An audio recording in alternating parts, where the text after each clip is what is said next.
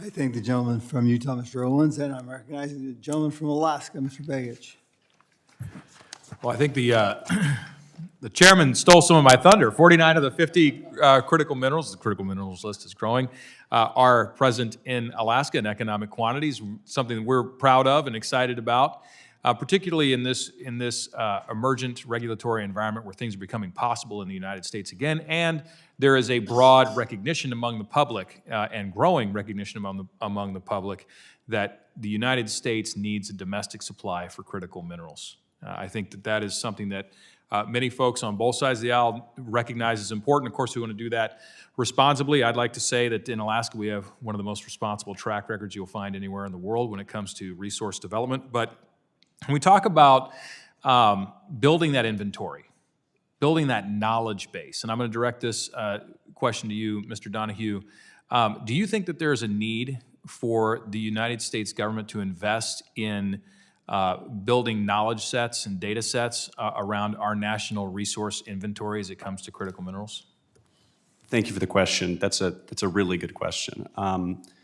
You've heard in the age of AI, data is the new oil. It's really true. We have phenomenal data out there, and programs like Earth MRI, collecting new geophysics, new surveys all the time, are great programs. We'd like to see those expanded and continue to be funded. One of the challenges that companies like ours will run into, we work in many countries across the world, is that this sort of post-collection knowledge basing and databasing and all of that can sometimes really slow us down. So, getting everything into the same format, making sure everything is digitized, it's in one place. We have a federal system, we have state geologic surveys, we have a federal geologic survey. So really, truly, not just collecting, but organizing. Thank you. Next question to Dr. Copan. Is there a know-how gap between what China knows and their operating norms with respect to mineral processing and what we know how to do in the United States? It's another great question, and thank you for the opportunity.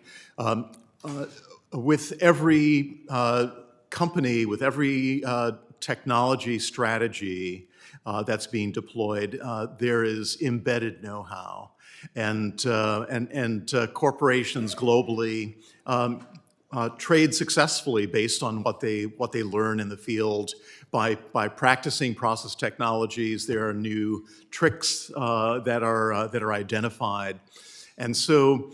For myself, the idea of investing in research and development and technology and the survey technologies that we're just talking about, the important work of the U.S. Geological Survey and Earth MRI, absolutely essential to the nation to have that combination of data sets, but then also practically informed research that builds American know-how that competes on a global scale. Thank you. And next question, Mr. Lugansky. You mentioned in your testimony that in your written testimony that the mining cost, the capex for a new copper mine might reach up to $10 billion, and obviously a huge capital outlay. We know through your spoken testimony that SLB has pathways to reduce that by 3 to 5x. Can you speak to some of the ways in which we go about doing that? How do we so dramatically lower the capital requirements for some of these large, important mines? Thank you very much for this excellent question. I think there are two things. First of all, we're always looking at traditional mining today, and we're looking primarily at large open pit or complex underground mines that require complex tunneling.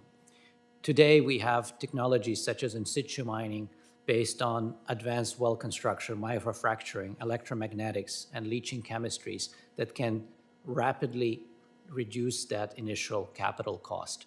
It also allows you to extend the life of current facilities and produce more, let's say, copper out of the same mine.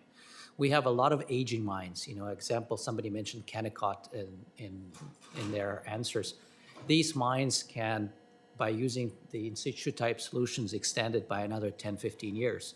And that is immediately reduces amount of capital outlay that the mining companies need to put in place.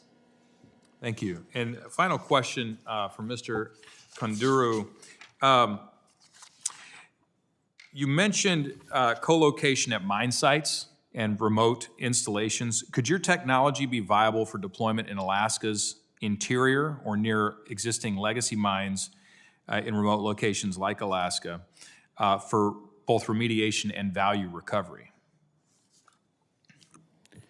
Thank you for that question. Yeah, quick answer is absolutely yes. So the technology that we are building is very modular. It sits on very easy to build skidded systems and transportable. We could also use the local infrastructure in Alaska to build these things fast. And it can withstand any of the harsh conditions that, that the situation may actually bring to the table. So I'll keep it short. Yes, we would love to do something in Alaska. Thank you. I see my time has expired, and I yield back.